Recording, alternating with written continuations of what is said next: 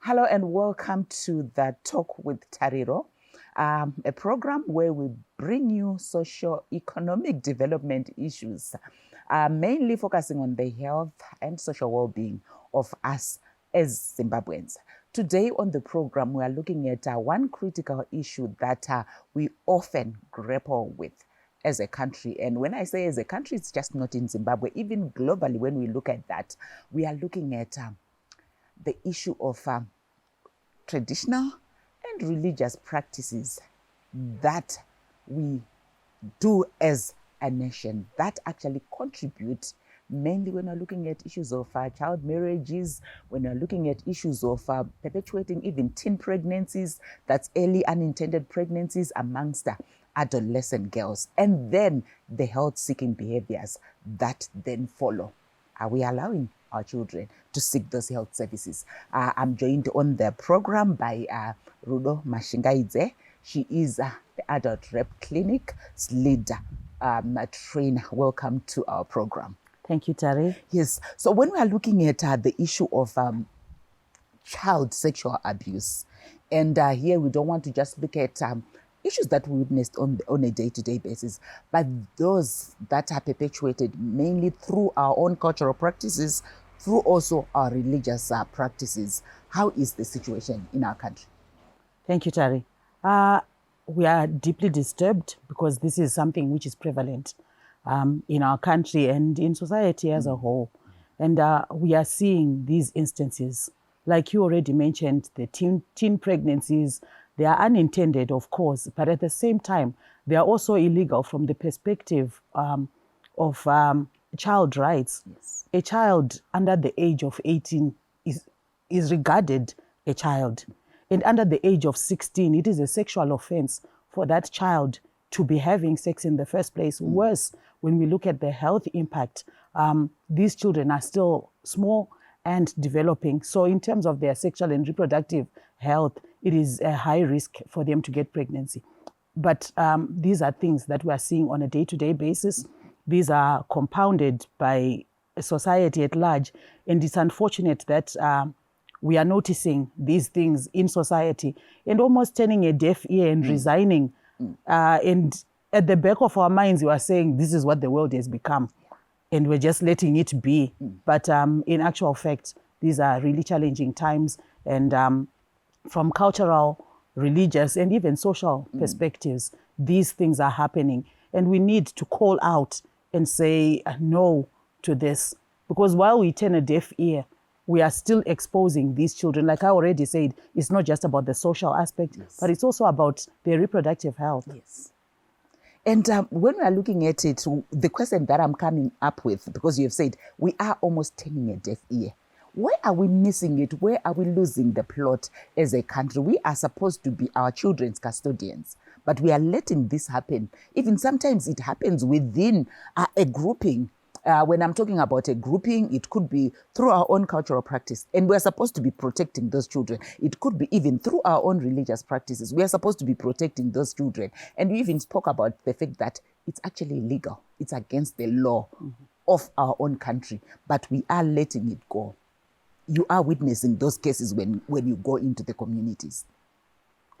In terms of where we are losing it, I think there's this whole global moral decay, the upsurge of child rights, the upsurge of adolescent reproductive health rights even.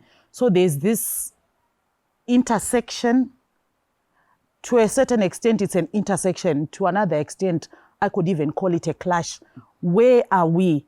There are those of us that work in this field, and while we appreciate the sexual reproductive health rights of adolescents, for instance, at the same time, it's these same rights at a global perspective that are exposing these children to these teen pregnancies, because maybe as a nation or as a culture, we are not ready to adopt and accept these rights, and we are not ready to instill them in our children. So while the rights are claimed, we are not taking our position as guardians to safeguard these children and guide them accordingly to say, look, these are the risks.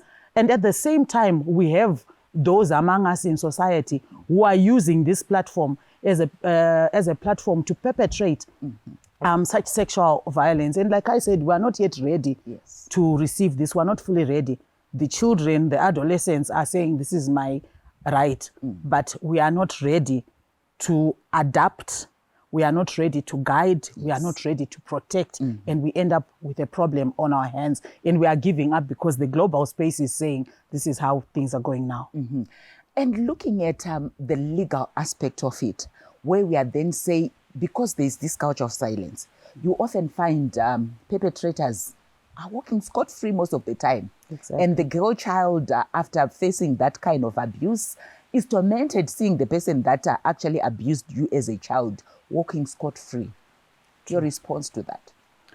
This is what is happening, and you will find that there is a history in a lot of instances that there was some kind of a relationship, but what we are failing to acknowledge is this relationship was across the legal lines, because this child was not yet mature enough to be able to make an informed decision regarding the sexual acts, whereas the perpetrator is somebody who is already in the know, and they are indeed taking advantage of the situation. And taking advantage of the situation for a young person, the question that they might have is, where do I go? Adult Rape Clinic. We trade as Adult Rape Clinic, but we see all ages. We even have a sexual and reproductive health department. And what I must also hasten to say is that any health facility in this country, these services are available. We have youth-friendly corners, we have SRH specialists, and we also have sexual gender-based violence clinics that do respond adequately to the needs of these children. And looking at where I can go, I'm looking at the role of the family. They are the ones who might be actually promoting that culture of silence. True. And even protecting perpetrators. To the extent that sometimes we see some adolescent girls saying, I would rather die. And some have even gone on to commit suicide. What do we do? We need to approach the parents, we need to approach the guardians and make them see the social dangers, the psychological dangers, and the long-term health effects, and get them to buy in. Where you feel that I'm now at a point of giving up, at least err in the direction of guiding this child.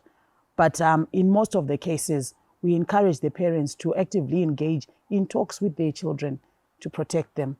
And also, as parents, to have the different fora in which they sit, be it in religious groups, in all sorts of social settings. People need to talk about these things because they are happening, and we need to quickly come up with a strategy for protection. Join us after the break.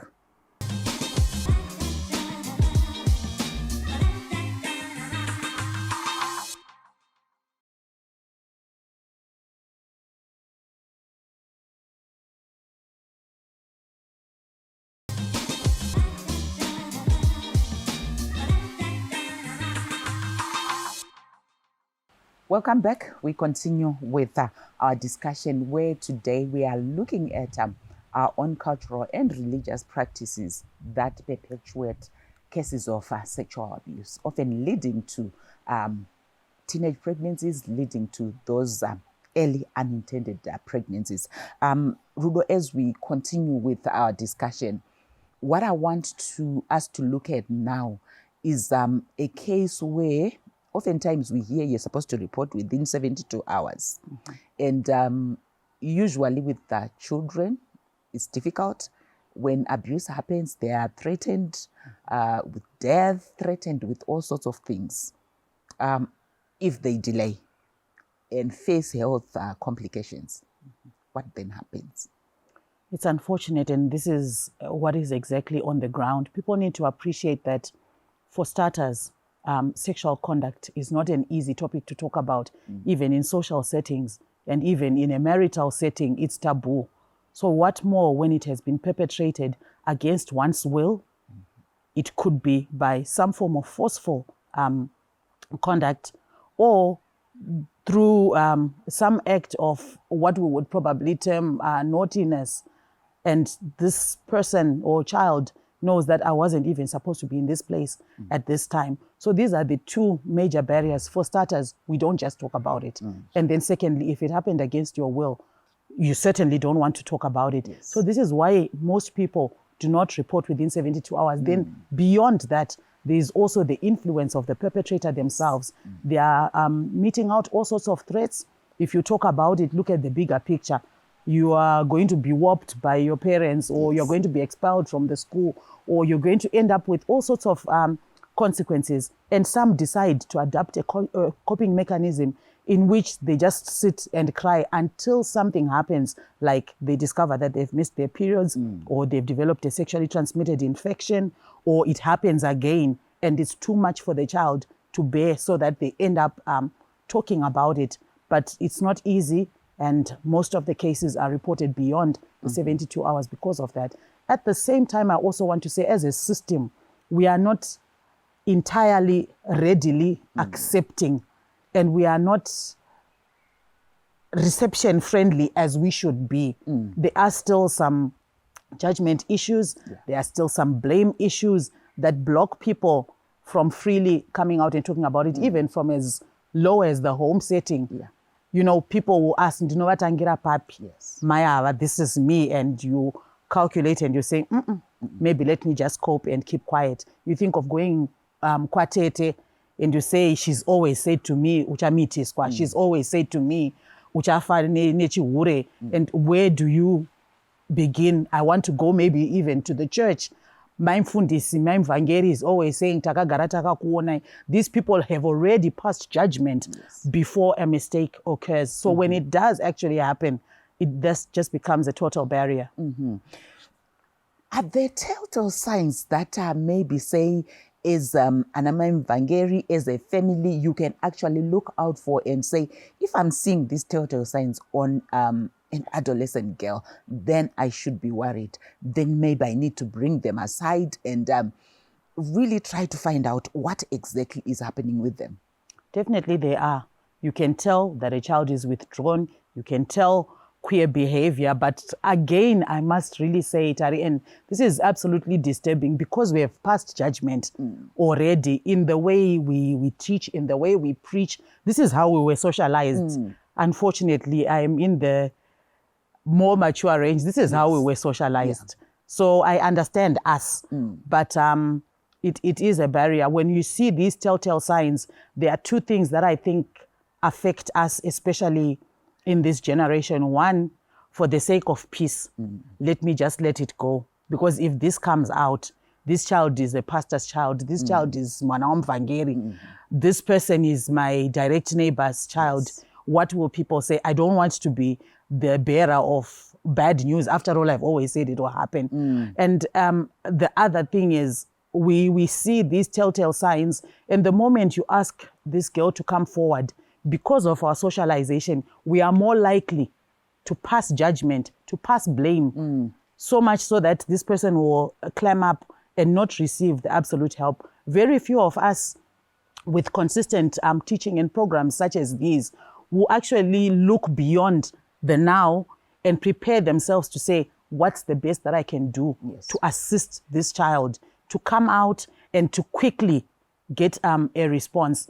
With these girls, if this response is not adequate, these are the same people that are going behind the scenes and trying to remove the pregnancy. And sometimes we see these things, we know these things, and we keep quiet because it's safer for us to do so.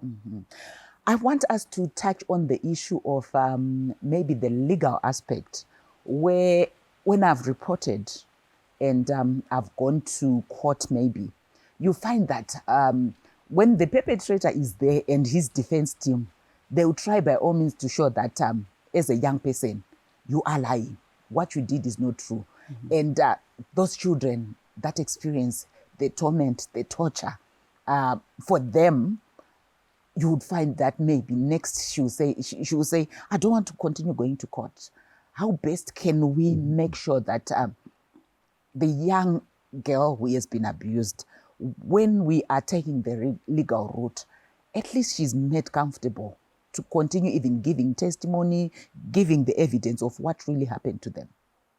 Thank you. There is a child-friendly court system, the victim-friendly system in the courts, and in certain instances where they feel uncomfortable or on the discretion of the courts, they can be appointed people that will stand with them in court, that will take them through what the court processes will involve, and they become their companions, technically to just hold their hand through the process. And they are prepared to know that the defense will obviously slash out and really make it uncomfortable, but you have to remain resolute and continue to stick to the truth.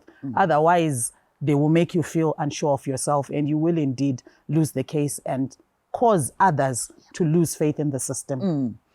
And let's look at those who then protect the perpetrator, be it within the church, at home, where oftentimes that culture of silence that we're speaking about, the perpetrator is actually then told to say, no, this shouldn't be happening. So that will be my next question when we return after the break. Let's just take this short break. Join us.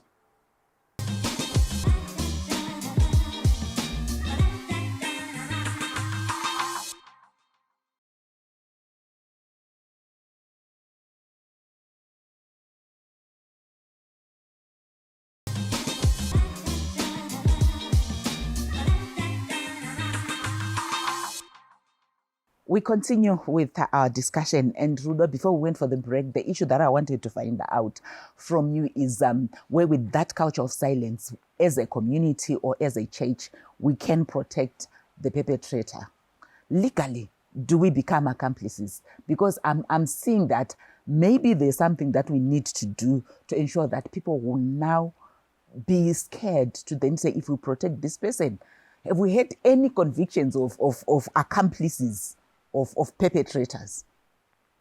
In the few instances that I personally attended to, I do remember probably just one or two in 7 years that I've been in this line of work. And these were both women that were actually, one had protected the perpetrator who was her brother, and the other one had actually facilitated the sexual assault. But again, if we come back to religion and culture, you'll find that unfortunately and so painfully, women are the gatekeepers. They are the ones that are perpetuating this. And needless to say, even mothers, unfortunately. You get mothers who expect to get some kind of gain, who negotiate. I think if you remember, a couple of years ago on this same show, we covered the issue of doctor who at the age of 3 had a female relative facilitate for a man who was paying for some form of cultural ritual and actually pimped this child and handed her over. So these things are happening. Even in the religious circles, you get people who will say, we do not want to tarnish the image of the man of God. We do not want to tarnish the image of the leader, be it even in the workplace. We're also talking about children who are on attachment in workplaces. And sometimes some of us women look at the bigger picture and, you know, this whole binga, we can't just bring him down because of this little floozy. This is how people perceive it. And at the end of the day, this child is disadvantaged. And so are so many others who will then feel like the confidence to bring out what has been happening. But you'll find that very few instances are actually prosecuted in my experience. There could be more, but in my experiences, there are always technicalities here and there. But we're calling out and saying, look, these are our children. And today is the child, tomorrow is you, the mother. There are often arguments that are there, particularly on you as development partners, where sometimes people say you tend to sanitize a crime, where when rape has occurred or a child has been married off and really they are underage, That's rape, it's against their will.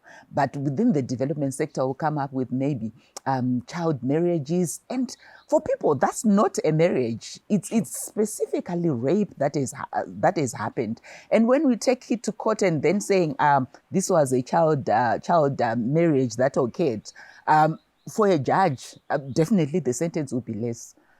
What's your view in terms of the terminology, acceptable terminology that you often come up with, but in a way they're also sanitizing a crime? True, it is not a marriage. There is no evidence of consent. This child is not even knowing exactly what they are getting into. I would have liked us to go into the public domain and perhaps, with permission, look at the instances of Makanaka Wakatama, which is in the public domain. And this was a whole fight in which several years after she had gone into this so-called marriage, she came back out and said, look, I was just a child and I required your protection. Those of you that are mature and that are in the know should have done more to protect me. And I do remember there was a huge outcry from the development sector, and people saying, we tried to help you. We tried to help you. But I do not want us to engage deeply in that, but I'm just giving that as an example. These things do happen. And by the time these children are mature enough, they look back and they say, development sector, you did sanitize, you called it a marriage. The legal system said there was not sufficient evidence of a crime. The family partook in all of this and even received a cow, a goat, a chicken, and sent kids on holiday saying you are going to your married sister's place. So we need to attack the social space. As development, I really do not feel that we would lobby behind this marriage thing. We call them child marriages because that is what they are perceived to be in society and in cultural circles. But we don't personally believe that this is any form of a marriage. Definitely not. Yeah.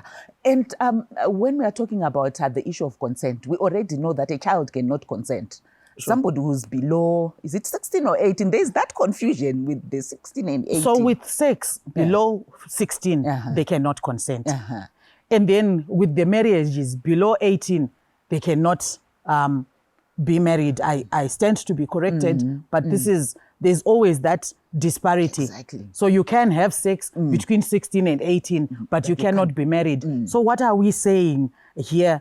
And this disparity needs to be addressed, I think, as a matter of urgency, because this is where a lot of perpetrators are taking advantage of the system. And looking at, as we try and wrap up the show, looking at where a child below these age groups that we've spoken about, when it's against the constitution, when it's against the law, what can health service providers do? Where I'm seeing a 15-year-old has come, she's pregnant with actually a purported husband there, and we are delivering the child, they're actually going at home. By right, all of these cases are supposed to be reported to social welfare. And social welfare should follow up and see the validity of these claims and proffer their child protection role to safeguard this child. If they eventually fail, but at least the effort will have been made. So all of these cases need to be reported to social welfare, investigated, and this is where a lot of things come up, and the parents are even protecting the perpetrator, and nobody wants to go to social welfare, but the systems are in place. And I think we should adopt them as a nation, and every health facility is there to assist such cases. And we also offer psychotherapy, because these children will at some point have the negative repercussions. As they grow, they realize that per stage in my life, something went wrong. And they will come back tormented and traumatized and say, Babereki, where were you? The adults in my life, where were you? Exactly. I'm a child and I've been abused. I'm actually watching you. What message, as we wrap up, would you give me? Report to the nearest health facility. Even if it is beyond 72 hours, help can still be sought. If there is a need for you to get a place of safety, it will be facilitated for you. But talk about it. Speak out. Tell an adult near you. If you don't get satisfaction from their response, tell the other one. Talk about it, talk about it, talk about it. Access our toll-free lines and so many other helplines that are available. Help is available. Indeed, let us break that silence. What we would want to see is justice for the girl child. And like what Rudo said, there is no marriage with a child. It is indeed rape. Until next week, it's goodbye.